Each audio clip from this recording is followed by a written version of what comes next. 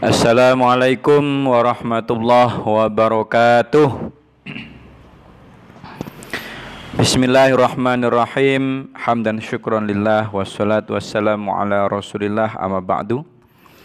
Alhamdulillah rabbil alamin. Sahabat semua yang dimuliakan Allah, alhamdulillah rabbil alamin. Pada kesempatan siang hari ini yang akan kita kaji adalah keserakahan manusia. Bahwa sungguh manusia itu sangat-sangat serakah. Sahabat semua yang dimuliakan Allah, terdapat sebuah hadis yang diriwayatkan oleh Al-Imam Bukhari nomor 64038. Rasulullah Shallallahu Alaihi Wasallam bersabda, ya, "Lau anna bana Adam u'tiya wadiyan mala'a min dhahabin ahabba ilaihi thaniyan, walau u'tiya thaniyan ahabba ilaihi thalithan, wala yasuddu jawfa bani Adam illa turab, wa yatubullahu ala man taba."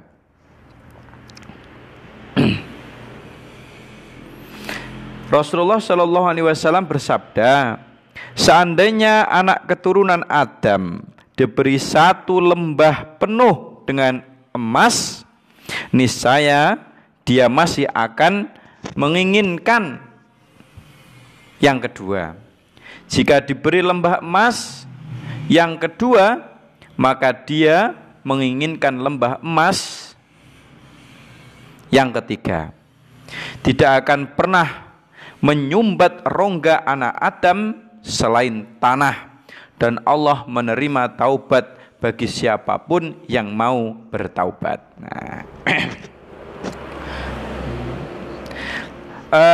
Sahabat semua yang dimuliakan Allah,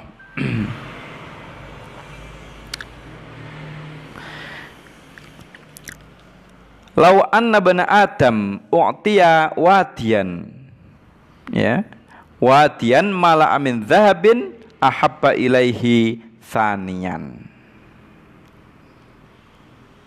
Seandainya manusia itu dikasih Allah lembah emas, ya, anggap saja gunung emas gitu aja, ya, diberikan satu gunung emas, maka manusia itu masih akan meminta, berharap gunung emas yang kedua.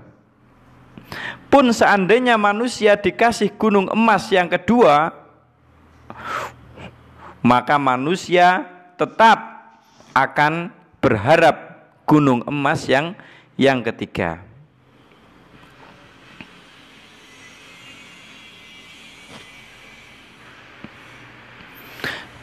Maka manusia itu tidak akan pernah bisa menyumpat mulut manusia. Tidak ada yang bisa untuk menyumbat rongga manusia selain tanah, artinya kematian. Itulah perumpamaan Rasulullah terhadap keserakahan manusia. Jadi manusia dikasih apapun tetap masih kurang dan kurang. Dan itulah watak manusia. Apalagi hal-hal kecil, ya. Seperti sudah punya rumah, pengen lebih bagus rumahnya, sudah punya kendaraan, kepengen lebih bagus kendaraannya, sudah punya istri, ingin nambah istri lagi, gitu. Iya.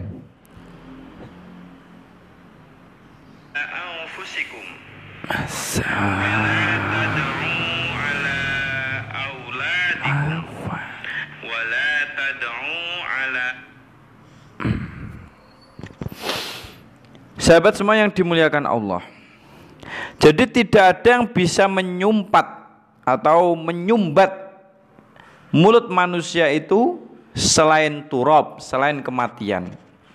Sehingga wajar kalau manusia itu sudah kaya masih melakukan kezoliman ini, kezoliman itu, ingin lebih kaya, lebih kaya, lebih kaya.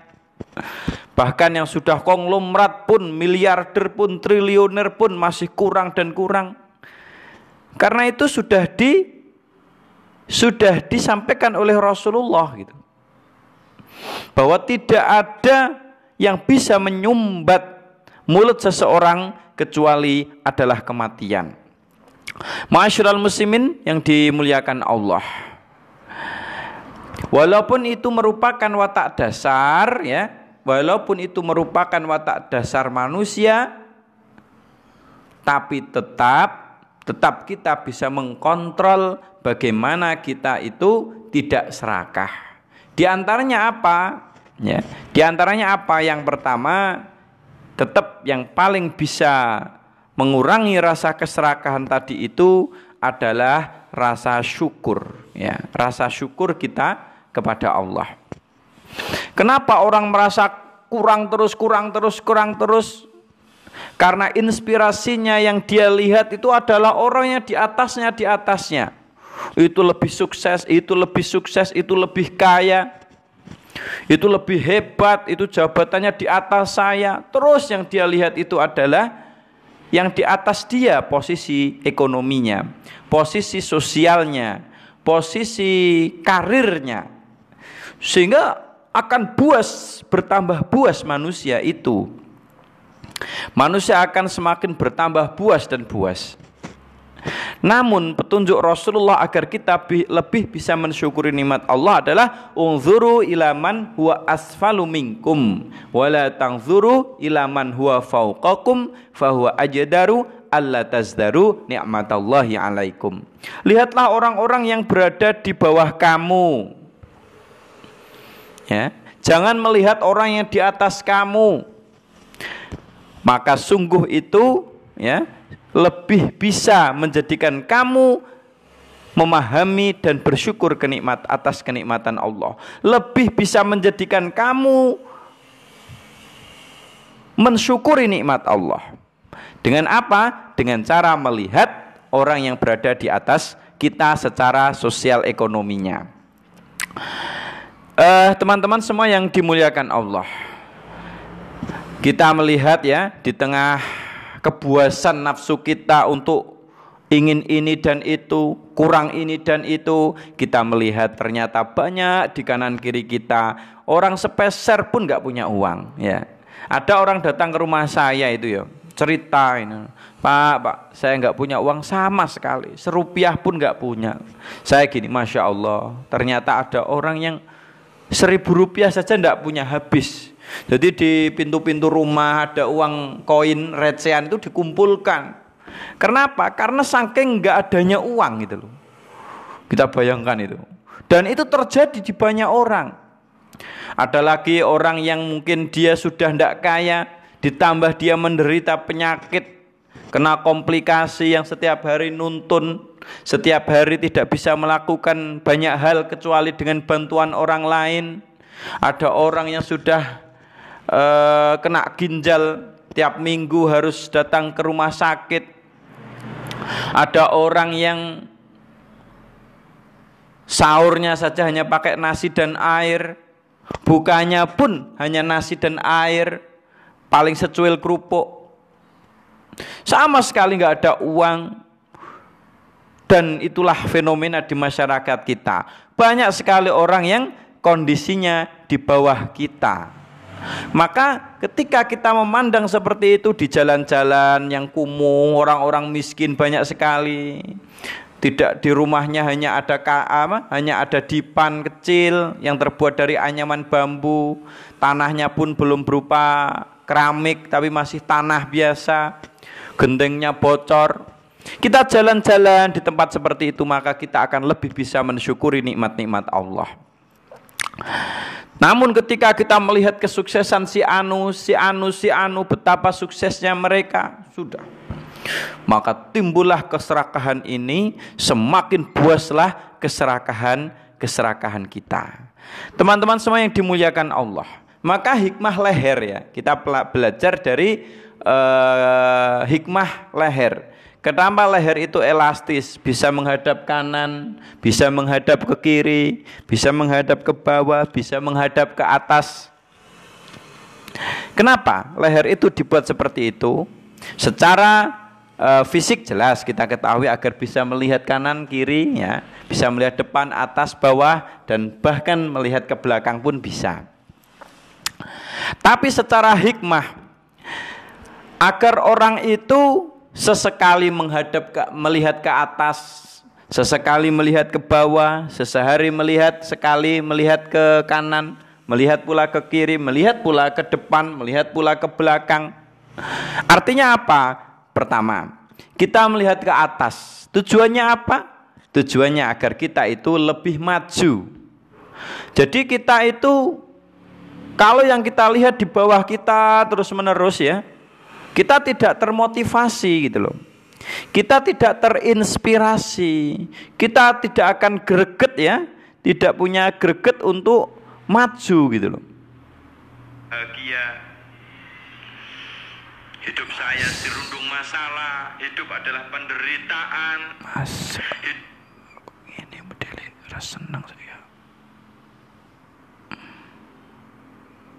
Welek ya. Beluara ternyata dia itu nggak nampak. Dia betul-betul nggak nampak.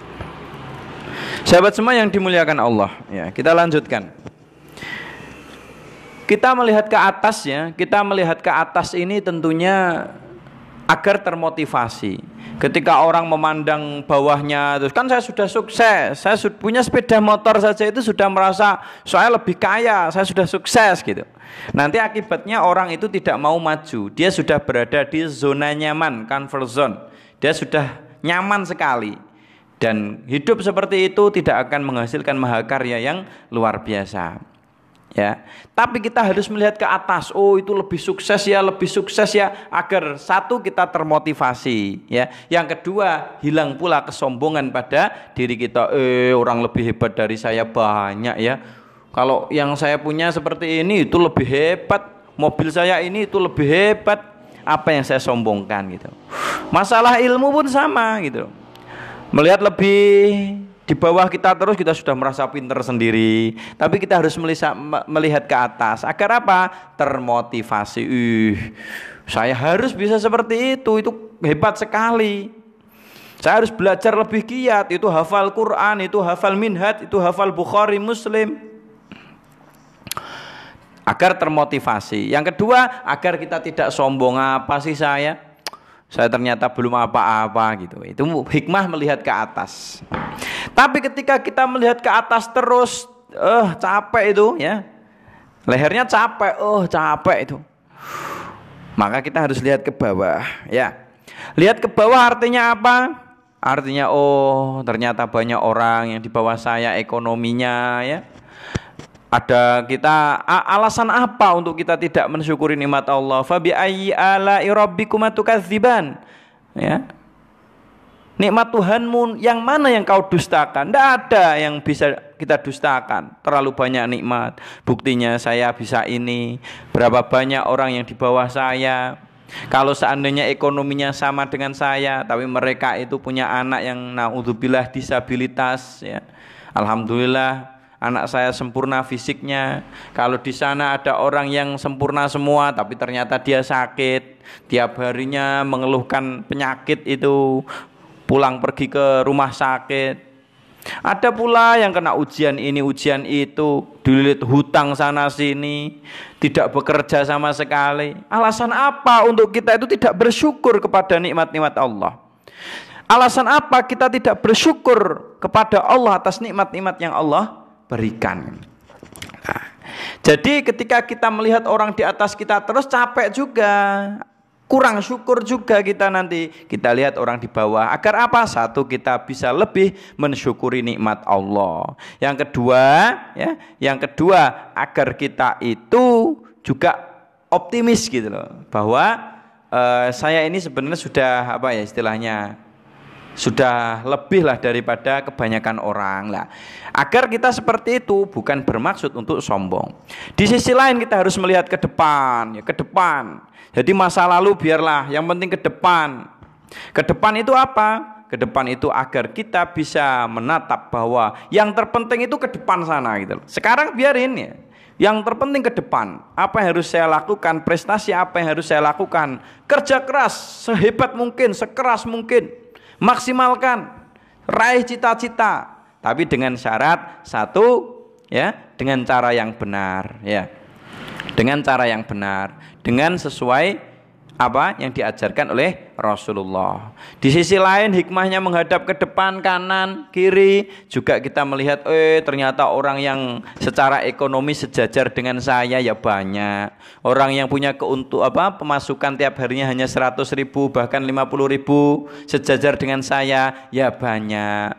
Terus apa alasan saya untuk bersedih hati? Toh yang sejajar dengan saya ini jauh lebih banyak gitu.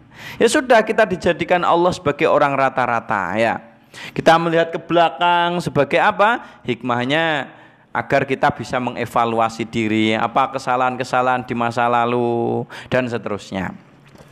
Sahabat semua yang dimuliakan Allah, kita kembali kepada hal keserakahan. Watak dasar manusia itu memang serakah sekali. Dalam segala hal kurang dan kurang dan kurang. Maka obatnya yang pertama, marilah kita pandai-pandai mensyukuri nikmat Allah. Dengan cara apa? Melihat orang yang di bawah kita untuk tujuan lebih mensyukuri nikmat Allah. Yang kedua, agar bisa mengurangi keserakahan kita apa? Kita mulai belajar memahami hakikat dunia dan memahami hakikat akhirat. Jadi kita mulai mengenal hakikat dunia ini hanya apa sih gitu loh. Dan bagaimana kebesaran akhirat di sana. Sehingga kita bisa lebih bijak di dalam mengambil sebuah keputusan. Dunia ini apa? Ya. Dan akhirat bagaimana? Wajar manusia serakah. Kenapa? Karena pagi yang didengar adalah urusan duniawi, siang nanti urusan duniawi, sore urusan duniawi, malam urusan duniawi, melihat TV yang kita lihat duniawi, yang kita dengar duniawi, yang kita rasakan duniawi. Terus ya, kita kumpul bersama orang-orang yang pembahasannya duniawi, terus kita selalu mendengar dan mendapat informasi terangsang duniawi. Maka wajar sekali manusia itu kalau mengutamakan kehidupan dunia daripada kehidupan akhirat. Kenapa? Karena saking banyaknya informasi-informasi duniawi yang kita serap di dalam pikiran kita, yang kita masukkan ke dalam hati kita. Seandainya posisinya dibalik, sahabatku semua ya. Seandainya posisinya dibalik, pagi yang kita dengarkan adalah agama, siang nanti yang dibahas adalah agama, atau menceritakan akhirat, yang sore kita kenal juga akhirat, malam kita dengar kabar akhirat, pagi lagi kabar akhirat, siang kabar akhirat, malam akhirat, begitu terus. Otak ini selalu diberi konsumsi berita-berita agama, berita-berita akhirat. Ketika yang kita lakukan adalah seperti ini, maka insyaallah orientasi hidup kita itu pun berubah gitu loh. Tidak melulu dunia begitu. Karena tidak seimbangnya antara yang kita informasi yang kita terima setiap harinya tentang dunia dan informasi yang kita terima setiap harinya tentang akhirat. Lebih nanjak gitu loh, nggak seimbang sama sekali. Terlalu banyak berita dunia, jarang sekali mendengarkan berita akhirat. Lebih-lebih tentang kenikmatan surga, berita-berita tentang siksa neraka, terus sebab akibat ketika kita melakukan suatu keburukan, akibatnya apa? Ketika kita melakukan kebaikan, apa yang kita dapat nanti? Kita pagi menceritakan Allah, siang mendengar informasi tentang Allah, malam tentang Allah, maka mahabbah ini akan lebih ke akhirat. Maka mahabbah, rasa cinta ini akan lebih condong kepada urusan akhirat, urusan agama. Pagi yang kita dengar berita Rasulullah, siang berita Rasulullah, malam berita Rasulullah, Terus informasi yang kita dapat adalah cerita-cerita informasi tentang agama dan akhirat. Maka muncullah di dalam hati ini mahabbah kepada akhirat, minimal seimbang gitu loh. Walaupun lebih banyak dunianya tapi tidak terlalu seperti ini. Ya seimbang lah. Ada nonjol dunianya dikit tapi agamanya masih betul-betul terpakai.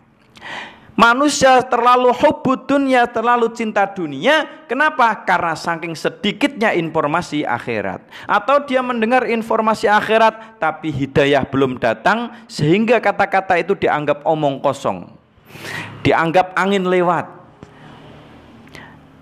Sahabat semua yang dimuliakan Allah ya, ada sebuah hadis yang menceritakan seandainya manusia tahu apa dibalik pahala sholat subuh berjamaah, maka orang yang cacat tidak bisa berjalan, dia akan ngesot datang ke masjid untuk ikut sholat berjamaah. Kalau manusia itu tahu dibalik rahasia keutamaan sholat subuh berjamaah atau keutamaan sholat berjamaah.